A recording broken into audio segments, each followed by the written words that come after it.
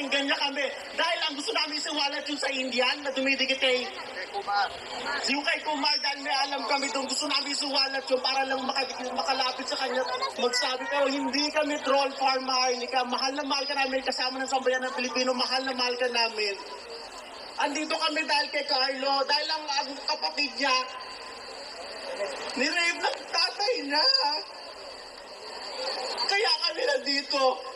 Diba?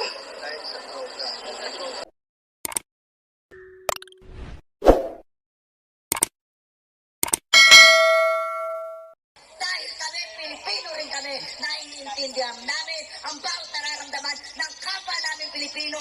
Dahil sa ginawa mo, Marcos, nag-ingay na ang mga Pilipino, naggalit na. Diba sinabi mo, nababaguhin mo Pilipinas? Diba? Pero anong ginawa mo? Anong ginawa mo? Iisa-isahin natin. Dahil isa-isahin natin. Sige, yung bagyo na sunod-sunod na dumaan, na maraming namatay na Pilipino, marami ang nadisgrasya, na baha, marami. Pero anong ginawa mo? Wala. Nakuha mo pang nanood ng concert na pa yun. Kung mabuti ka talagang pinuno at mabuti ka talagang presidente ng Pilipinas, ipakita mo noon pa lang dahil nung nag-campaign ka pa lang, kung ano-ano ang pinakita mo, gumawa ka pa ng movie, nakala namin na totoo. Pinutol mo kami. Pinutol mo kami. Niloka mo kami. Kung ano-ano pa ang pinakita mo para lang umangat ka, para may luklok ka lang, hanggang sa naniwala ang ibang Pilipino, hanggang sa marami ang gustong magluksong sa'yo. Pero ano nangyari? Nung nagluksong sa'yo, anong ginawa mo? Nung naging presidente ka, nagsimula, naghirap kami. Kung ano-ano nangyari, tumaas ang diesel, tumaas ang mga preso ng bigas. Kaya kami nagkagalit sa'yo, lalo na kaming mga kabataan, nung mga sa'yo, lalo na ako, na akala ko mapapabuti mo ang Pilipinas. Pero anong ginawa mo? Kundi ng droga na lumagganap sa buong Pilipinas. Kaya nananawagan ako sa'yo sa Republika ng Pilipinas, sa buong Pilipinas, sa Malacanang, na uulitin ko, mag-resign ka na! Mag-resign ka na! Mga kababayan ko, Pilipino, sabay-sabay natin isigaw. Mag-resign! Mag-resign! Mag-resign! Mag-resign!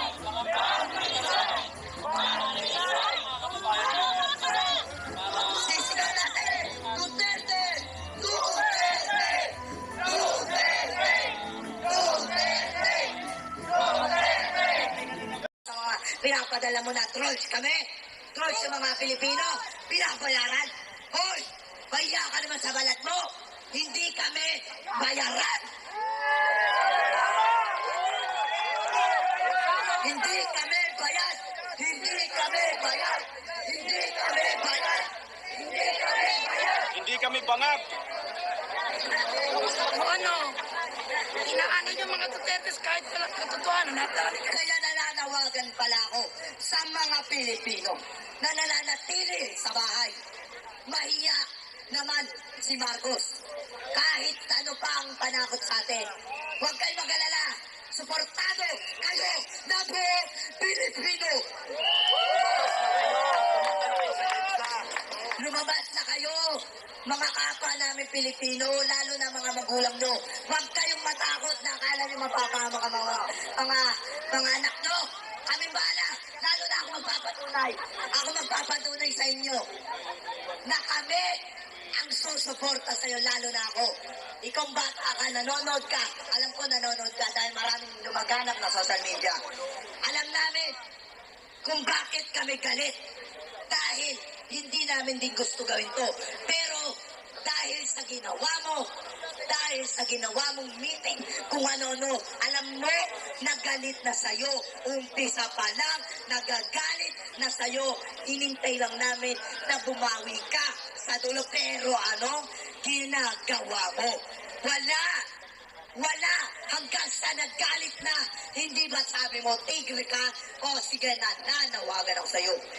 Pumunta ka, magpakita ka sa buong Pilipinas. Para na sa ganun, kung tigre ka talaga, ipakita mo sa amin. Dahil nalaman namin na talagang tigre ka. Dahil nilamon mo kami. Nilamon mo kami buo. Pero hindi kami magpapalamon sa'yo ng buong buo. Dahil kaming mga Pilipino, marami na kaming napagdaanan. Dahil kami isang matatag na Pilipino. Kami ay babangon na kasama si Inday Sara Duterte.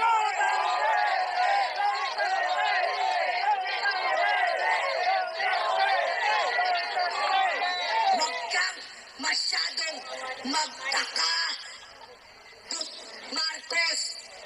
Marcos, hindi kami takot sa'yo, lalo na ang mga kabataan. Dahil kami, lalo na ako, palaban din ako. Hindi ako nagpapasubik kahit sa kanino. Ako ang isang Pilipino, lalo na ang mga kasama ko, kapwa Pilipino na naghihirap din sa Saudi. Minsan yung iba, nag-uuwihan pa para lang magpadala sa pamilya nila. Pero nung napahamak yung pamilya nila, hindi mo ba nakikita na naghihirap din ang mga Pilipino na sa ibang bansa? Hindi mo ba alam yun? Tapos ikaw, nagdodroga ka, pinapalaganap mo? Hayop, grabe ka talaga. Tuwag ka. Okay, maraming salamat po sa lahat na nandito. Kami po ang Star Image Farm. Kasama po namin ang mga anak-anak at namin si Majo at si Carlo. Hindi po namin sila pinalaki ng ganito. Nasa amin na sila ng 6 years. Simula nung lumalabas sila sa TV, nag-viral sila, hindi po ganito ang pagpapalaki namin. Pero kaya kami nandito sa EDSA ngayon, nilaan talaga namin yung oras namin dito. Kasi si Carlo gusto niyang gihatid yung news sa buhay niya na ang ate niya ay ginahasa ng tatay niya. Yun po ang totoo. Hanggang ngayon nasa ng tatay mo. Nasa kulungan, dahil sa droga yan. Yun po ang totoo, kaya kami nandito dahil sa kagustuhan ng batang si Carlo. Hindi po siya ginagamit, hindi po kami bayad, nandito kami para sa pagmamahal sa bayan. Ngayon lang nangyari sa atin po, di ba? Opo, tama po yun. Kung marami sa amin nakakakilala, lalo na kay Carlo na nagsalita kanina, siya po yung anak-anakan ni Vice Ganda. Na batang makulit noon, na laging kasama ni Vice sa mga pelikula niya. Kahit si Majo, ayan si You Don't Know Girl, si Majo, wala pong pumilit sa amin dito, hindi po namin sila tinuruan. Pagkos sila pa ang nagpumilit sa amin na pumunta dito sa EDSA dahil naaawa na sila sa Pilipinas. Dahil sa murang edad nila gusto na lang ipaglaban ang Pilipinas. Sa mga kapwa naming influencers na siguro ngayon tinatawanan lang kami dahil lahat sila kampe sa gobyerno dahil may nahihita sila. Meron silang nakukuhang talent fee. Bawat imbita sa kanila ng gobyerno, may bayad sila dahil influencer sila, mga artista sila, may talent fee sila. Kami wala. Nagpunta kami dito ng buong puso. Gusto namin ipaglaban ang tunay na nagmamahal sa Pilipinas. Walang iba kundi si VP Sara Duterte.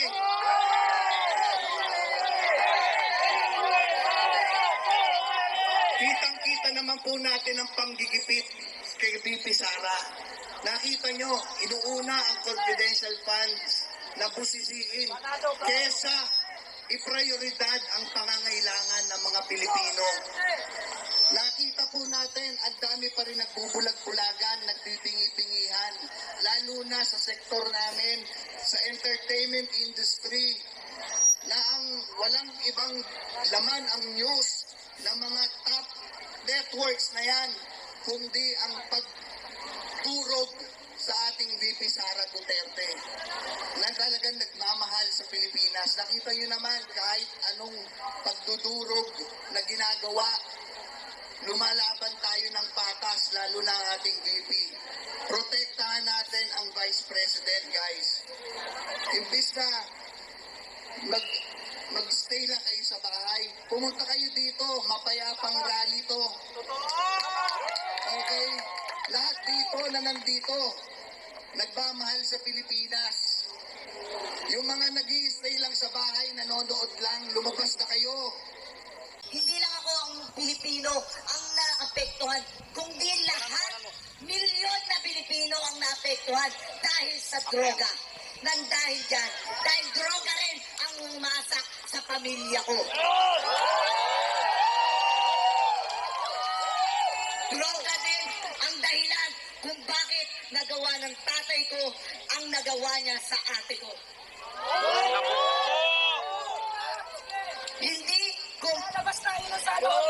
Hindi ko nahayaan na yung mga ginawa ni Marcos dahil sa droga na yan, siya ang pasimuno. Dahil alam namin ng mga kabataan at alam din namin na magsasalita sila kung ano na naman ang sasabihin nila. Nasasabihin nila, ginagamit kami mga kabataan para lang magpaingay. Hindi! Hindi kami ginagamit at hindi kami papayag na magpagamit. Dahil kami, Pilipino rin kami, naiintindihan namin ang bawat nararamdaman ng kapwa namin Pilipino. Dahil sa ginawa mo, Marcos, nag-ingay na ang mga Pilipino, naggalit na. Diba sinabi mo, nagbabaguhin mo Pilipinas? Diba? Pero anong ginawa mo? Anong ginawa mo? Iisa-isahin natin. Dahil isa-isahin natin. Sige, yung bagyo na sunod-sunod na tumaan, na maraming namatay na Pilipino, marami ang nadisgrasya, na baha, marami. Pero anong ginawa mo? Wala. Nakuha mo pang manood ng concert na mo pa yun. Kung mabuti ka talagang pinuno at mabuti ka talagang presidente ng Pilipinas, ipakita mo noon pa lang dahil nung nag-campaign ka pa lang, kung ano-ano ang pinakita mo, gumawa ka pa ng movie, nakala namin na totoo. Pinutol mo kami. Niloko mo kami. Kung ano-ano pa ang pinakita mo para lang umangat ka, para mailuklok ka lang, hanggang sa naniwala ang ibang Pilipino, hanggang sa marami ang gustong magluksok sa'yo. Pero ano nangyari? Nung nagluklok sa'yo, anong ginawa mo? Nung naging presidente ka, nagsimula, naghirap kami. Kung ano-ano nangyari, tumaas ang diesel, tumaas ang mga presyo ng bigas. Kaya kami nagagalit sa'yo, lalo na kaming mga kabataan, na umanga sa'yo, lalo na ako, na akala ko mapapabuti mo ang Pilipinas. Pero anong ginawa mo? Kundi na droga na lumagkanap sa buong Pilipinas. Kaya nananawagan ako sa'yo sa Republika ng Pilipinas, sa buong Pilipinas, sa Malacanang, na uulitin ko, mag-resign ka na! Mag-resign ka na! Mga kababayan kong Pilipino, sabay-sabay nating isigaw. Mag-resign! Mag-resign! Mag-resign! Mag-resign!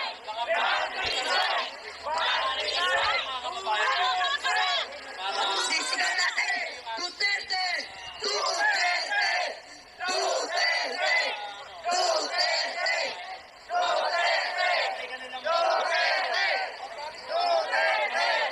Ito na lang ang sasabihin ko sa iyo, Marcos, lalo na sa Malacanang. Alam namin na akala mo kaming mga kabataan, porket kabataan, ay kailangan asikasuhin ang mga pag-aaral. O, alam namin yun. Alam namin yun. Pero bakit gano'n naapektuhan di kami? Dahil bakit? Dahil kasama ang pamilya namin sa naapektuhan sa droga na yan. Kaya kami mga kabataan, hanggat kaya namin lumaban, hanggat kaya namin dahil Pilipino rin kami, hindi kami matatakot sa'yo. Kahit marami ka pang ipadalang militar, dahil hindi kami manulupik ng kung sino man, dahil kami ay Pilipino din. Kaya huwag kang magtaka kung bakit hanggang ngayon nagagalit sa'yo dahil katulad ng ginawa mo sa isang katulad naming mga Pilipino, lalo na mga kabataan, kung ano-ano na lang nangyari sa mga kabataan. Dahil doon din sa nakatira kami, ay maraming mga nagdroga, maraming kaming narinig na nag-aabutan ng droga. Hanggang sa nalaman namin, hanggang sa nakita namin. At nung nalaman ko, pati si Duterte, Sara, kinalaman mo, kaya kami nagalit sa'yo dahil kami sumuporta rin sa'yo. Alam mo kung bakit nangyari sa ate ko? Alam mo kung anong nangyari? Dahil sa droga na pinalaganap mo. Kinahasa ang ate ko na nawala sa bisyo. Nandahil sa bisyo sa droga.